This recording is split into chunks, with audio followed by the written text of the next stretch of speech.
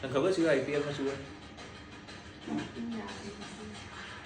IPL તો એટલી ખબર છે કે મેચ હોય ક્રિકેટ. હા એવું છે ને. કઈ કઈ ટીમ હોય? અરે આઈપીએલ માં ઇન્ડિયાની જે હોય બધી ટીમો એનું અંદર અંદર મેચ હોય.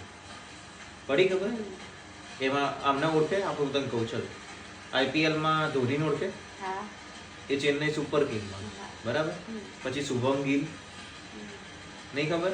વિરાટ કોહલી નો ઓળખું. અચ્છા, વિરાટ કોહલીને ઓળખે. એ શેમાં? ફેન છું.